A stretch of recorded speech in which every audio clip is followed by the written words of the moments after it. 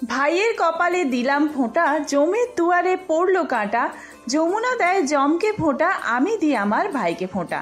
এই মন্ত্রোচ্চারণ করেই বোনেরা ভাইদের দীর্ঘায়ু ও সমৃদ্ধির জন্য প্রার্থনা করে ফোঁটা দেন ভাইফোঁটার দিন। তো আজকের পর্বের আলোচ্য বিষয় ভাইফোঁটা।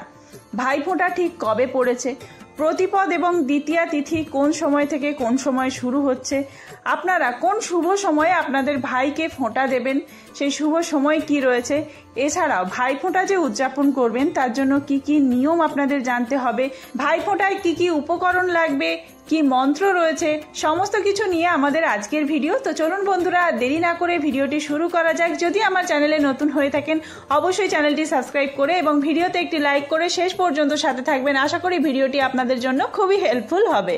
কাছে এবং দূরে যে যেখান থেকেই দেখছেন প্রত্যেক ভাই বোনকে জানাই শুভ ভাতৃ দ্বিতীয়া। আর কে কোন জায়গা থেকে দেখছেন অবশ্যই কমেন্ট বক্সে জানাবেন বন্ধুরা। তো চলুন শুরু করা যাক ভিডিওটি। কার্তিক মাসের শুক্লা পক্ষের দ্বিতীয়া তিথি শুরু হচ্ছে 22শে অক্টোবর চৌঠা কার্তিক বুধবার রাত্রি 8:16 থেকে। এর আগে পর্যন্ত প্রতিপদ থাকছে এবং 23শে অক্টোবর 5ই কার্তিক রাত্রি 10:46 পর্যন্ত এই দ্বিতীয়া তিথি চলবে। আপনারা মনে রাখবেন, প্রতিপদের থেকে দ্বিতীয়া তিথিতে ভাইকে ফোঁটা দেওয়া অত্যন্ত শুভ, কারণ নামটি ভাতৃ দ্বিতীয়া। এই পরিস্থিতিতে উদয় তিথি অনুযায়ী এবং জ্যোতিষ শাস্ত্রের নিরিখে 23শে অক্টোবর বৃহস্পতিবার ভাইফোঁটা উদযাপনের জন্য সবচেয়ে শুভ দিন। তো এবার জেনে নেব ভাইকে ফোঁটা দেওয়ার শুভ সময় কি থাকছে। 23শে অক্টোবর বৃহস্পতিবার দুপুর 1:13 থেকে শুরু করে দুপুর 3:28 পর্যন্ত এই সময় ফোঁটা দেওয়ার জন্য অত্যন্ত শুভ। এছাড়াও আপনারা যদি সকাল সকাল ফোঁটা দিতে চান তাহলে সূর্যোদয়ের পরে অর্থাৎ 5:54 থেকে শুরু করে 6:50 পর্যন্ত ফোঁটা দিতে পারেন।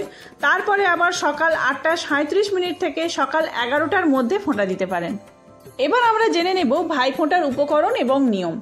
ভাইফোঁটার দিনে দিদি বা বোনেরা সকালে ঘুম থেকে উঠে স্নান করে নতুন বস্ত্র বা শুদ্ধ বস্ত্র পরবেন এবং এরপরে নিজেদের বাড়ির ঠাকুর ঘরে গিয়ে ঠাকুরকে পুজো করবেন। পুজো সম্পন্ন হলে তারপরে একটি পিতল, রূপো বা কাঁসার থালা নেবেন। ওই থালার মধ্যে ঠাকুরের যে সিঁদুর রয়েছে সেই সিঁদুর দিয়ে মঙ্গল চিহ্ন বা স্বস্তিক চিহ্ন আঁকবেন। তারপর ওই থালার মধ্যেই ভাইফোঁটার সমস্ত উপকরণ একে একে সাজিয়ে নেবেন। একটি থালায় ধান, দূর্বা, সাদা চন্দন, দই, হলুদ, সিঁদুর আর প্রদীপ নেবেন। এক্ষেত্রে আপনারা সর্ষের তেলের অথবা ঘিয়ের প্রদীপ জ্বালাবেন। এই থালা দিয়ে আপনারা ভাইকে বরণ করবেন ফোঁটা দেওয়ার পর। আর অপর থালায় নেবেন ভাইদেরকে মিষ্টি মুখ করানোর জন্য মিষ্টি, চাইলে আপনারা ফল দিতে পারেন, আর 1 গ্লাস জল। আর আপনারা যদি লুচি বা তরকারি কিছু খাওয়াতে চান সেটি অপর প্লেটে রাখবেন। আর আপনারা যদি দাদা বা ভাইকে কিছু উপহার দিতে চান সেটি আরেকটি থালায় রাখবেন। ভাইফোঁটা দেওয়ার সময় ভাইরা এমনভাবে বসবেন যেন মুখ থাকে উত্তর পশ্চিম দিকে আর বোনেদের মুখ থাকবে উত্তর পূর্ব বা পূর্ব দিকে। এটি একটি শুভ দিক। এর মাধ্যমে ভাইদের দীর্ঘ জীবন এবং সমৃদ্ধি কামনা করা হয়। তারপর দিদি বা বোনেরা বাম হাতের কনিষ্ঠ আঙুল দিয়ে 3 বার সাদা চন্দনের ফোঁটা দেবেন এবং মুখে এই মন্ত্রটি উচ্চারণ করবেন: ভাইয়ের কপালে দিলাম ফোঁটা, জমের দুয়ারে পড়লো কাঁটা, যমুনা দেয় জমকে ফোঁটা, আমি দিই আমার ভাইকে ফোঁটা।